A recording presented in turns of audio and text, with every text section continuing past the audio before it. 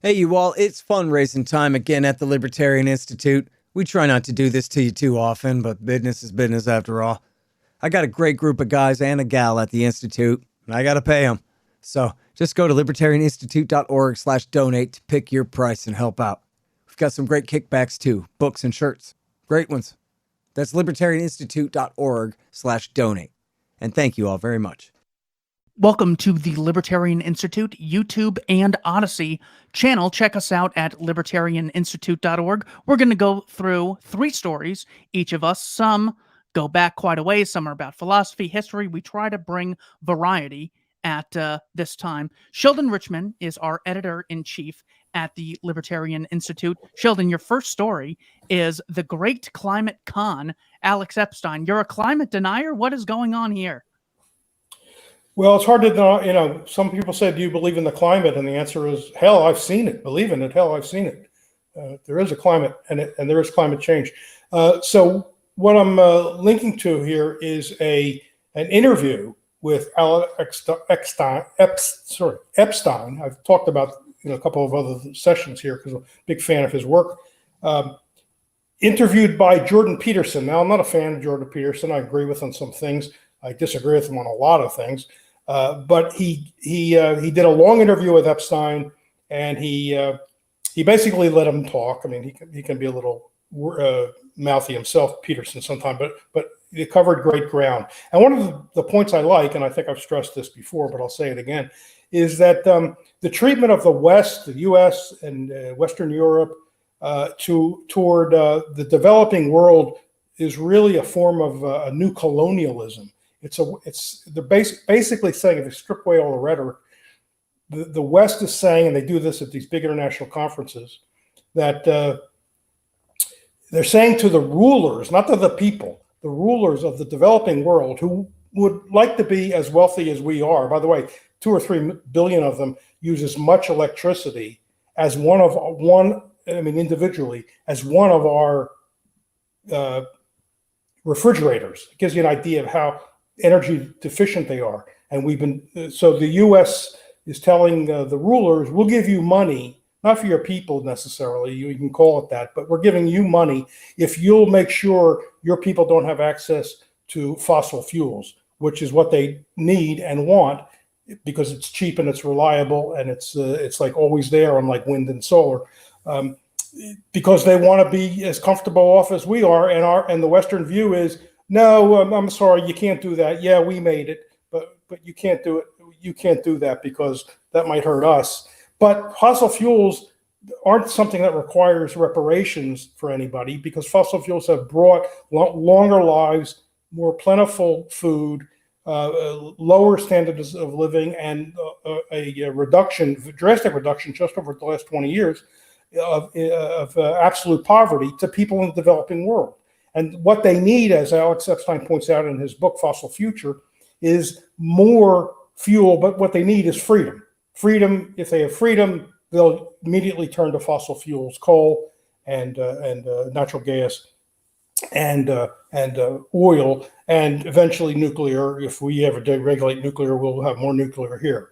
So I recommend this interview if you don't have time to read one of Alex's books, or if you want to supplement it. Really brings out his views, kind of all aspects of his very pro-human view, which is what's needed in this area. Connor Freeman, report U.S. mullahs sending small number of troops into Ukraine to track weapons. Fill us in. What's going on here? Yeah. Excuse me, guys. This is the top story at antiwar.com today. So this is written by Dave DeCamp, and this is all about this piece in NBC News that came out on Monday, where they're talking about how there's been more and more agitation, particularly from the Republicans, that we want to have more oversight. We're not just going to give Ukraine a blank check.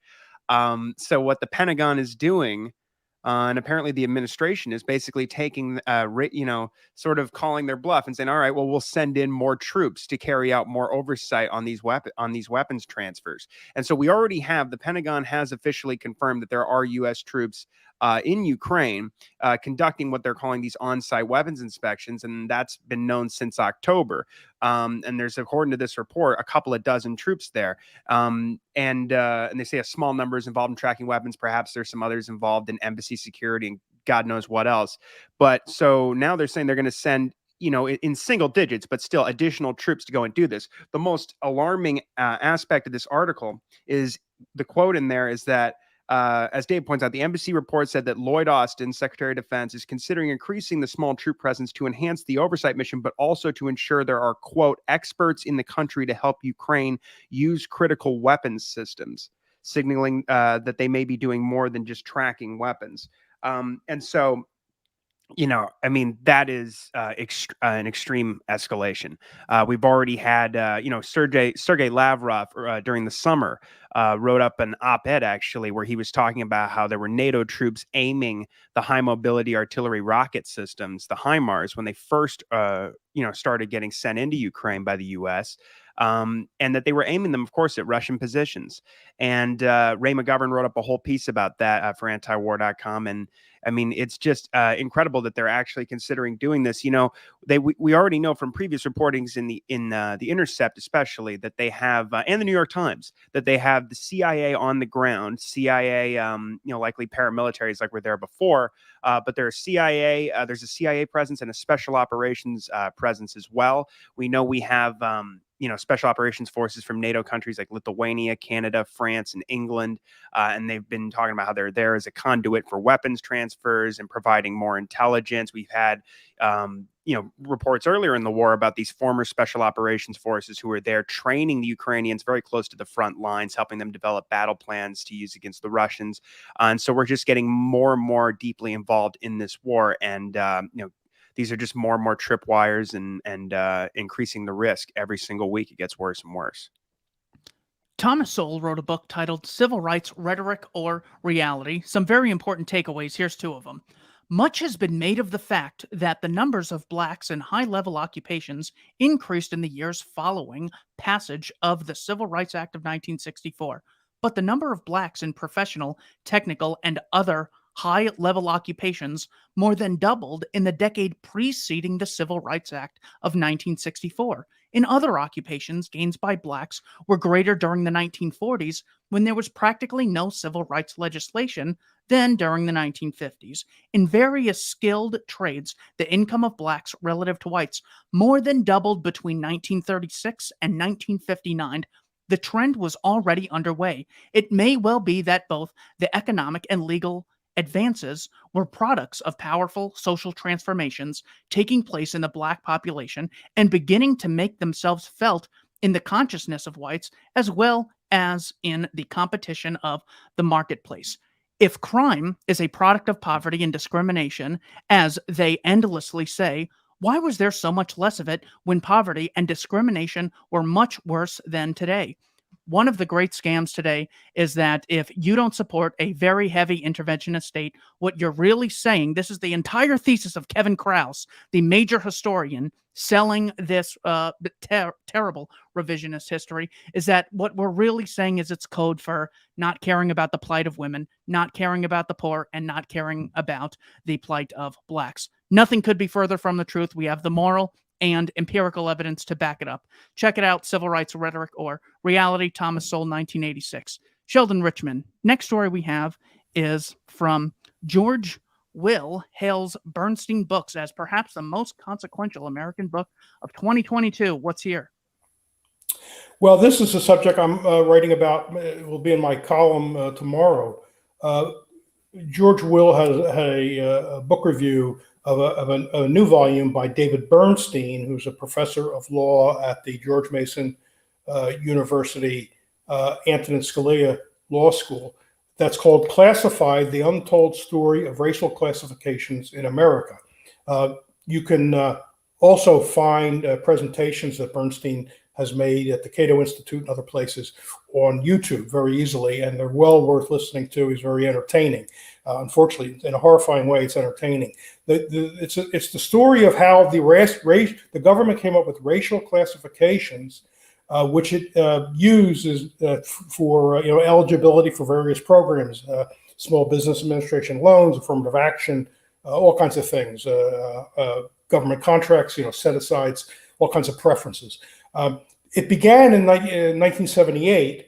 I think the Office of Management and Budget started it out, and it sounds innocent enough, maybe in intention it was innocent.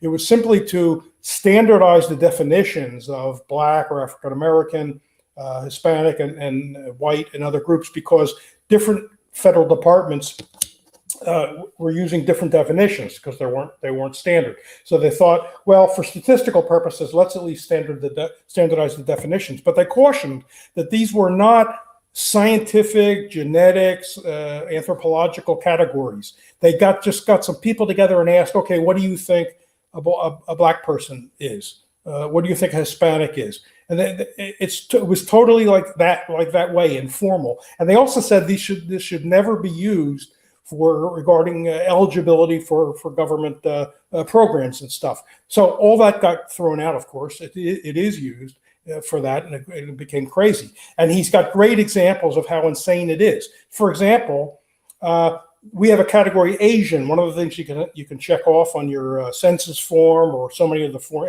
just about every form now asks for stuff like this: race, ethnicity, national origin.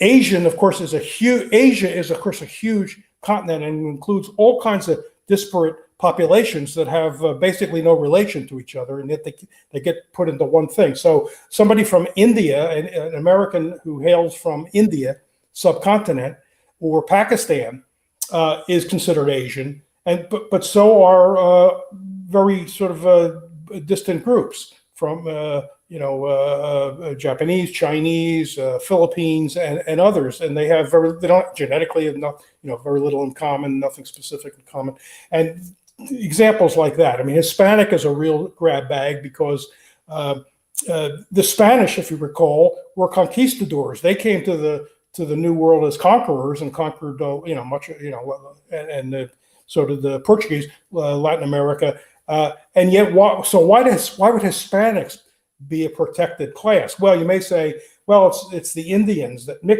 ended up mixing with the Spanish, so it's really the Indians. So why don't you call them Indians? Well, that's because the Indian category is reserved for North American Indians north of the Rio Grande, American Indians and Canadian Indians. And once that category was come up with, the recipients didn't want to admit other members to the group because that would spread the benefits too thin. It's a totally insane thing, not to mention that it's extremely dangerous for government to be classifying citizens by group and treating people as members of groups rather than as individuals. Connor, Washington erases red lines, escalates proxy war with Russia. Yeah, so this is a new column I have out today. It's all about these drone strikes that were carried out last week inside Russia, launched from Ukraine. In one particular instance, there were two drone strikes on two separate airfields that killed a few Russian soldiers and damaged two Russian nuclear-capable strategic bombers. And this attack actually was carried out roughly 300 miles deep inside Russia. And the major concern here, apart from the risks of escalation, and of course there was immediately retaliatory strikes across the country of Ukraine targeting their civilian infrastructure, making life that much worse for these people, the citizens of Ukraine, who are millions of them are left without power, heat, electricity, water, so what's going on basically is it looks like the Americans are now saying that they're going to tacitly endorse, was in the London Times, I believe, that they are going to tacitly endorse these attacks and perhaps now even consider providing the long-range weaponry, fighter bombers, and rockets that have a much longer range that they previously were reluctant to send over for fear of escalation with Moscow. And here's their reasoning. It's incredibly barbaric and callous, but they go, well, since Russia's revenge attacks have been restricted to, conventional bombing of civilian targets, and he hasn't attacked a NATO member yet or dropped a tactical nuclear weapon, we feel like we can just kind of go ahead now and really escalate in terms of our arms shipments. And basically my argument is what you're doing by this policy is erasing red lines unilaterally so that now you don't know when and where you're crossing them. So what are we doing? Is Washington's plan, is Biden's White House's plan to just keep escalating until a NATO member state is attacked and we're in World War III, or until Putin drops nukes, in which case, even if they're restricted to, Ukrainian territory, the pressure of, both foreign and domestic will be insurmountable for the White House to launch a nuclear strike in response. And so we're just put on this is a very tenuous situation.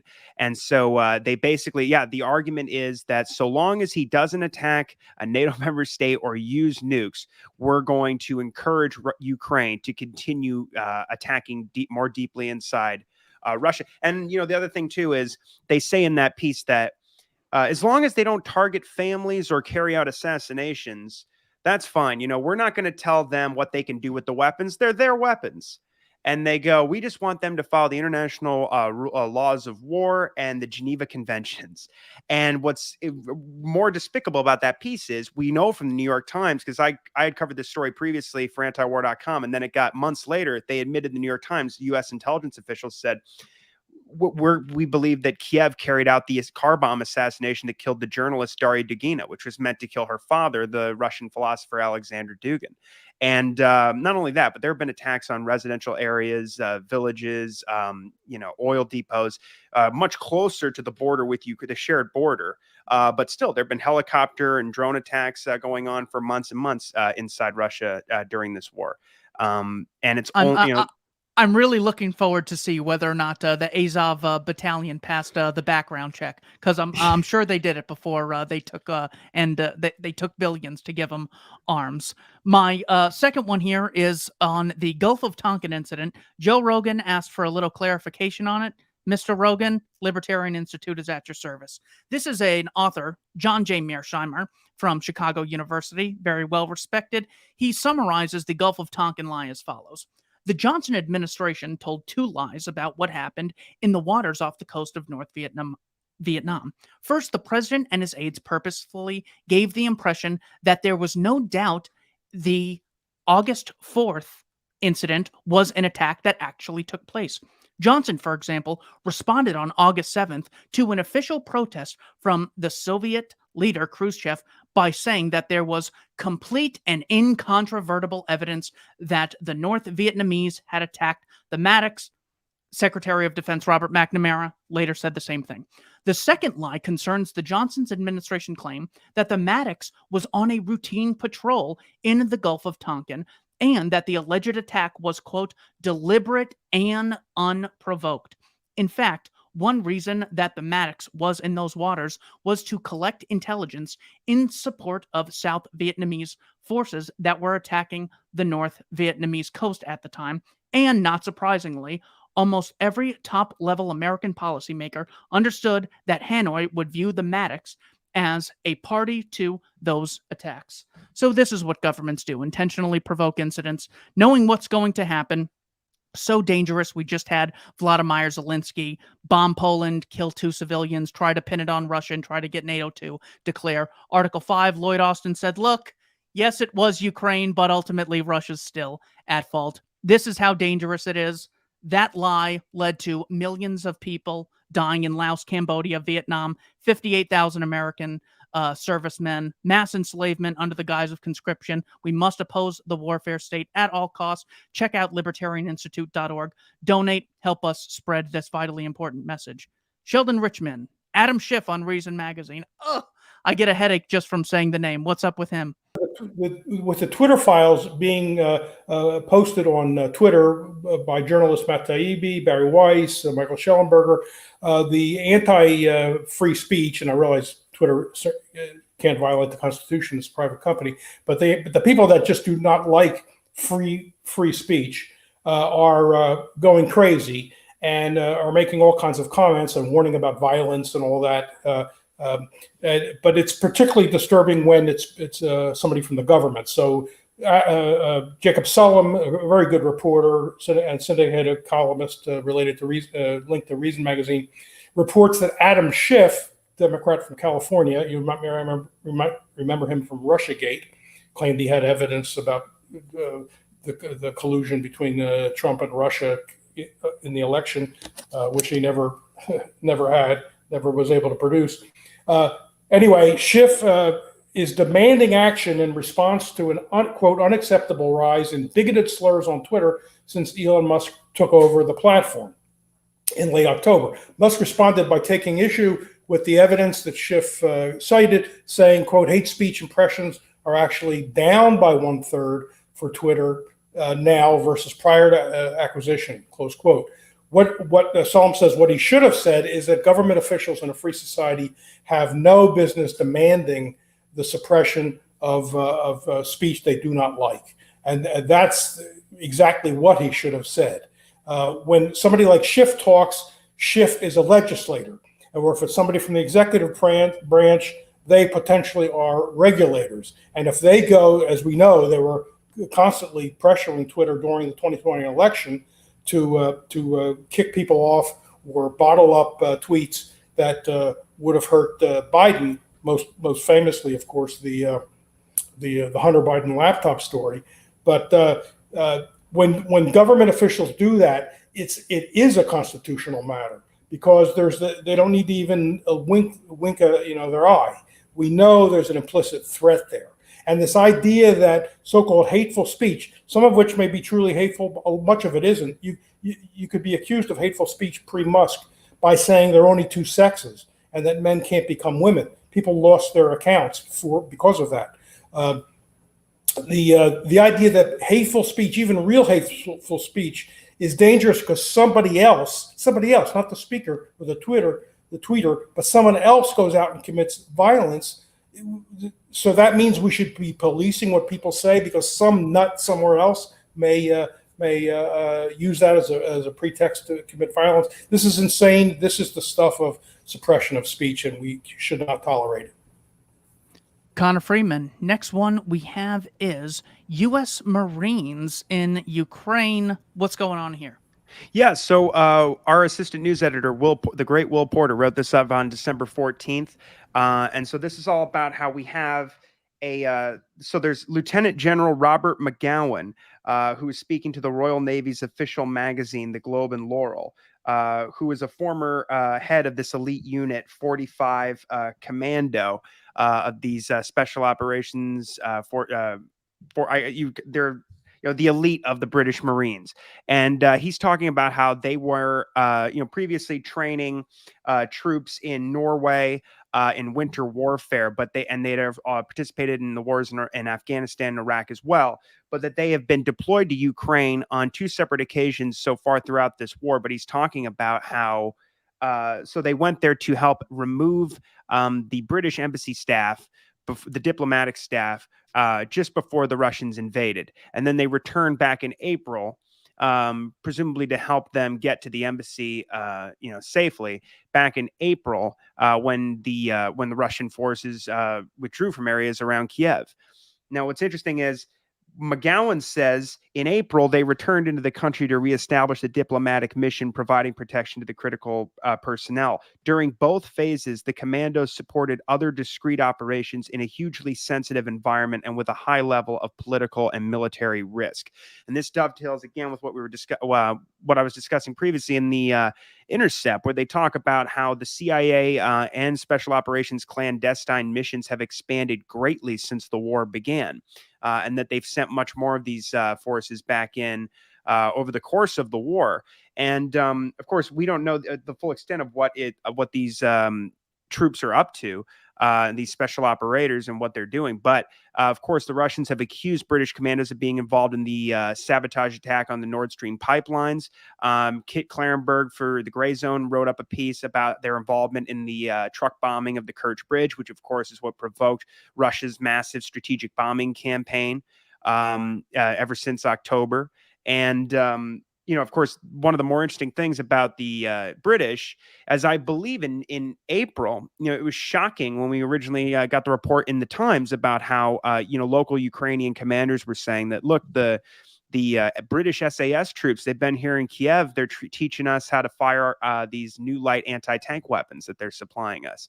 And I believe that was the first reporting we had of Western special forces actually being deployed to Ukraine. once the war began. And so, of course, just like in this piece from NBC that I opened my section with, there's a quote in there from a former, I believe, a special operations commander. But regardless, the quote is that this is classic mission creep. And so, of course, this is just more and more tripwires, and we're going to be seeing more and more covert attacks going on now at this point. And of course, we're all implicated because of the way our governments are structured. A wise man once told me the way to see through future lies is to analyze previous lies. Bill Maher the other day said, "Look, of course, I'm not saying every Islamist is some sort of suicide terrorist, but I am saying if you are a suicide terrorist, you're probably a Muslim. Can we just agree on that?" No, we cannot. This is a book titled The Explosion of Global Suicide Terrorism and How to Stop It, Cutting the Fuse by Robert A. Pape and James K. Feldman.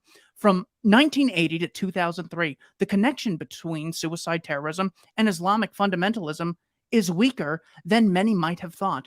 Although there are prominent Islamic suicide terrorists, most particularly from Hezbollah in Lebanon and Hamas in the West Bank and Gaza, the world leader during this period was not an Islamic group. It was the Hindu, avowedly anti-religious, Liberation Tigers of Tamil, Ilam LTTE, in Sri Lanka, whose 157 suicide terrorists totaled more than Hamas and all other Palestinian suicide groups combined. Of the suicide terrorists associated with Hezbollah in Lebanon during the 1980s, only 21% were Islamic fundamentalists, while 71% were communists and socialists, 8% were Christian. In Turkey, 100% of the PKK suicide attackers were secular. Now, what they do is they always tell you, we're up against a unique kind of evil this time. This is like nothing we've ever seen before, so you can't use failures in past wars to stop us from going in now. These people, they just commit suicide, as if kamikaze pilots never existed previously. They're doing the same thing with Russia. Putin is uniquely evil. They're uniquely targeting children. In China, they're uniquely fill in the blank. Same scam, different day. If you appreciate the work we do, please check out libertarianinstitute.org. We have tons of books, such as What Social Animals Owe to Each Other, a collection of Sheldon Richman's 50 essays, my book, The Voluntarist Handbook, an introduction to the entire war on terrorism titled Enough Already, Time to End the War on Terrorism. We have podcasts from people like myself, Kyle Anzalone, Scott Horton, and Tommy Salmons, along with Patrick McFarlane of the Vital Dissent podcast. Thanks so much for watching the Libertarian Institute YouTube and Odyssey channel. Sheldon and Connor, thank you for your time, gentlemen. Thank you very much.